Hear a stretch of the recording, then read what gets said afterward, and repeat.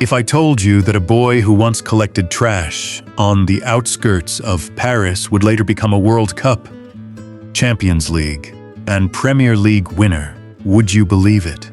If I told you that this man earns tens of millions of euros every year, but still sticks to an old Mini Cooper, and was even seen riding a worn-out motorbike on the streets of Mali, and instead of living a life of luxury, he quietly uses his money to build hospitals, support communities, and help those in need.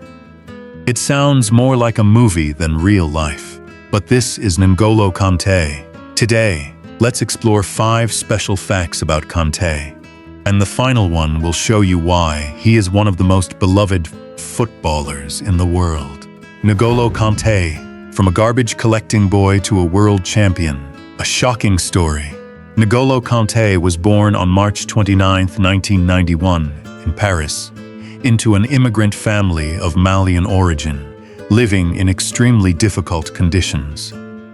His father worked as a garbage collector, while his mother was a cleaner, and the large family struggled every day to make ends meet.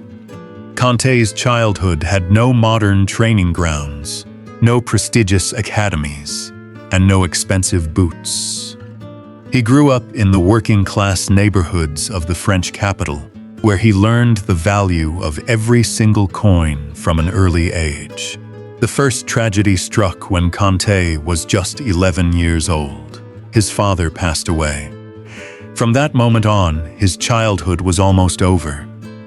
While many children his age were focused on school and games, Kanté had to help support his family through small jobs, collecting plastic bottles and picking up scrap materials to earn extra income.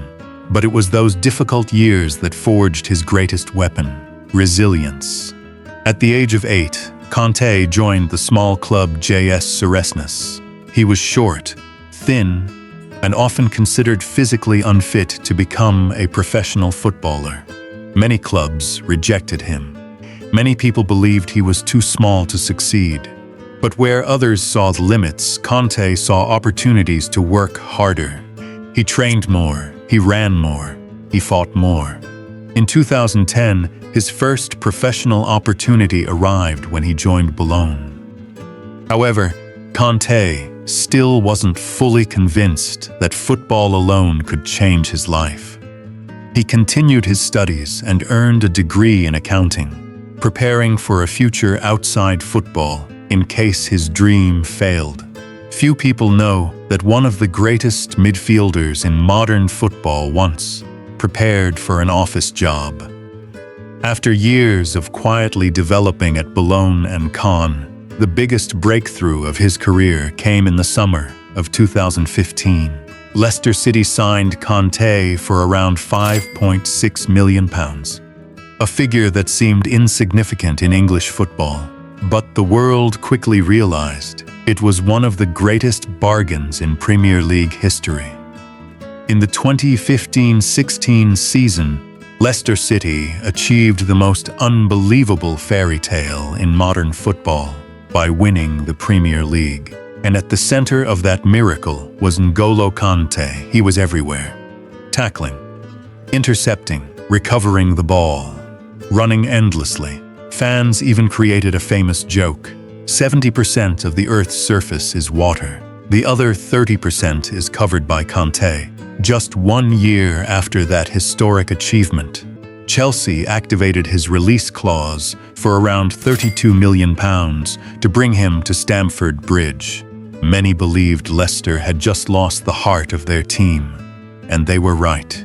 But what was even more frightening was that Kanté continued to win wherever he went.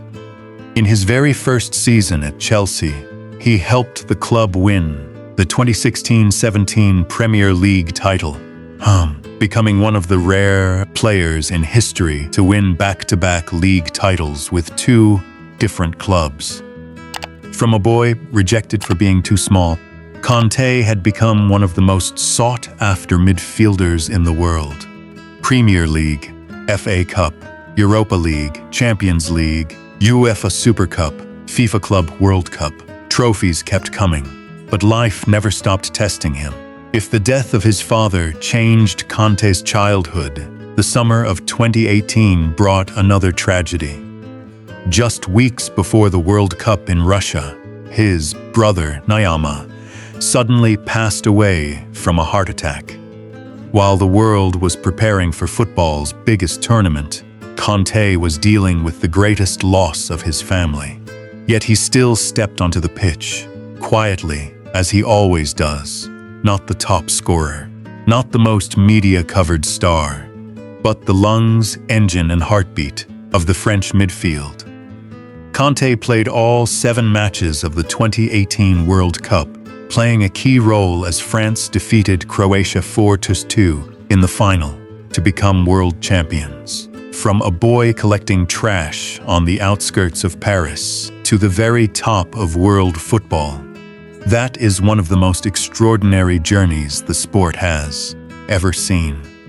After 7 successful seasons at Chelsea, with over 250 appearances and nearly every major club trophy, Kanté left England in the summer of 2023 to join Al-Ittihad on a free transfer.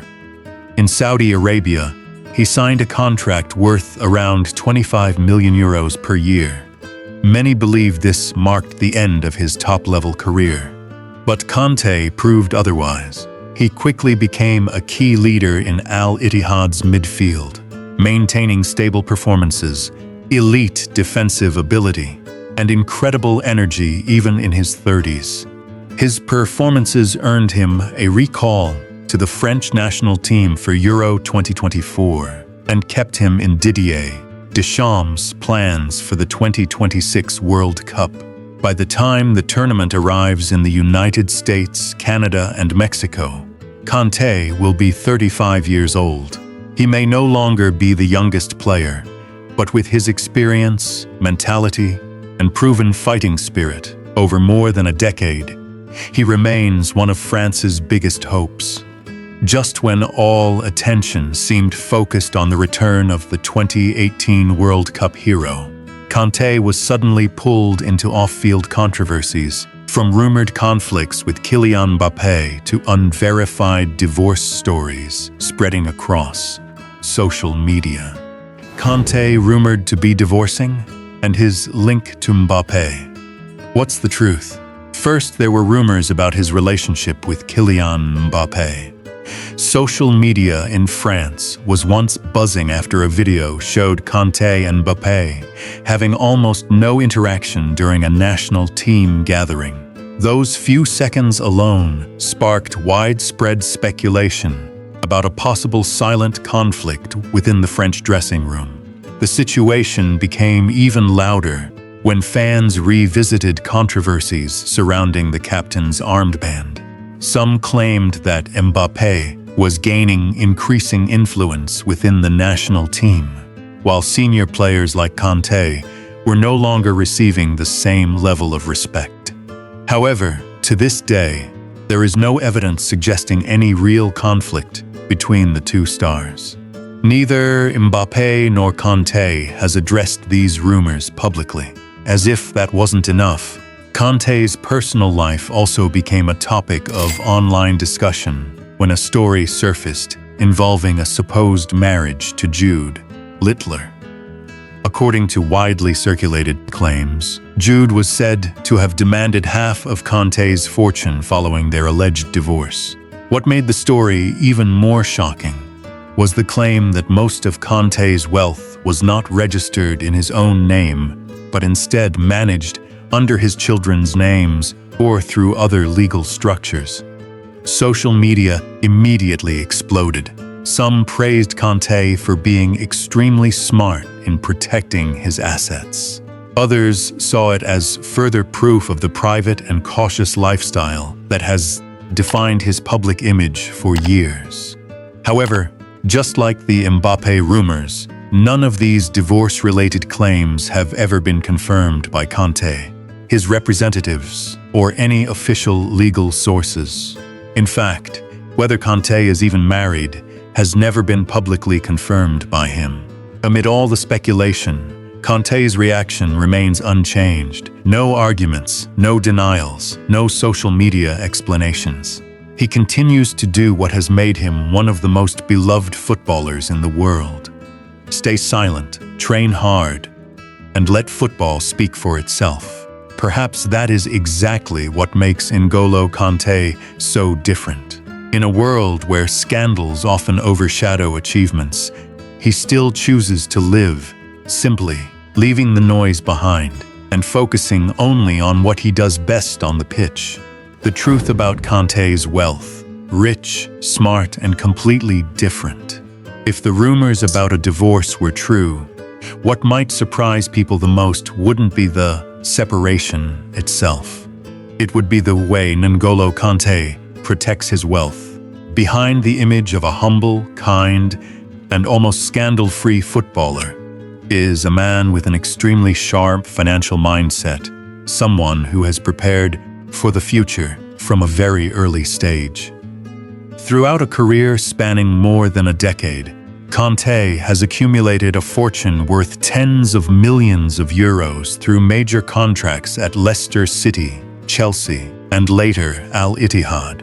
In Saudi Arabia alone, he is reportedly earning around 25 million euros per year, placing him among the highest-paid midfielders in the world. However, instead of living a life of luxury, Kanté is said to focus on safe investments, especially real estate in France and England. These assets not only increase his net worth over time, but also create stable income after retirement. In addition, Kanté has expanded his investment portfolio into football ownership. In 2023, he officially became the owner of the Belgian club Royal Excelsior Verton. This is seen as a strategic move, showing that the French midfielder has been preparing for life after football well in advance. Beyond football income and investments, Kanté also holds endorsement deals with major brands such as Adidas and Hyundai. Although he does not appear in the media as frequently as Mbappé or Cristiano Ronaldo, his clean image, humility, and reliability make him a highly attractive figure for sponsors. Perhaps the most remarkable thing about Kanté is that he has never allowed money to change who he is. He earns like a global superstar, but lives like an ordinary man. And that may be the most successful investment of N'Golo Kanté's life. Staying true to himself in a world constantly driven by fame and extravagance. Kanté and the strange philosophy. Why supercars don't exist in his life. Smart investments have helped N'Golo Kanté build a fortune worth tens of millions of euros, making him one of the most successful footballers of his generation. But what makes him truly unique is that the richer he becomes, the simpler his lifestyle appears to be. While many football stars use supercars, luxury watches, and massive mansions to display their status, Kanté continues to surprise the world with extremely modest choices. And perhaps nothing reflects his personality better than the vehicles he uses in everyday life. When many Premier League players arrive in Ferrari, Lamborghini, or Rolls-Royce cars worth hundreds of thousands of pounds, Kanté is famously associated with a used Mini Cooper worth around £20,000. He bought the car when he joined Leicester City in 2015 and continued to use it for years, even after becoming a Premier League champion, a Champions League winner, and one of the best midfielders in the world. The story became so well known that his Mini Cooper almost turned into a symbol of his humility. Even after a traffic accident in London, he reportedly repaired the car and kept driving it, instead of replacing it with a luxury supercar, like many would expect. But the most surprising images of Kanté did not come from England. During visits to Mali, his family's homeland, Kanté has been spotted riding a motorbike on dusty village roads. No bodyguards, no convoy of SUVs, no luxury transport typically associated with global football stars. Those images quickly went viral on social media, because it is hard to believe that a World Cup winner, Champions League champion, and multimillionaire could appear so ordinary. For Kanté, whether it is a motorbike in Mali or a Mini Cooper in England, these have never been symbols of status. They are simply means of getting from one place to another. Even after joining Chelsea and significantly increasing his income, he maintained the same habits. He even reportedly bought another Mini Cooper to use when he returned to France. It was only around 2020, after encouragement from family and friends, that he began using a Mercedes-Benz for daily transportation. However, it remains a car focused on comfort and safety, rather than luxury or status. To this day, Kanté is not known for owning a flashy supercar collection like many other football stars, because in a world where material possessions often define success, N'Golo Kanté has proven something very different. True class is not about the car you drive, but about the person you become. N'Golo Kanté and his charity secrets that move the whole world. If there is one thing that makes fans love N'Golo Kanté even more than his trophies, it is the way he uses his wealth to help others. While many football stars choose supercars, yachts, or luxury vacations, Kanté is said to dedicate a significant portion of his fortune to community and charitable work, especially in Mali, his family's homeland. One of the most notable projects linked to him is the construction of a modern hospital in Bamako, Mali, with an estimated cost of around $5 million, according to various international reports. The goal of this project is to improve healthcare conditions for local people, especially children and families in difficult circumstances.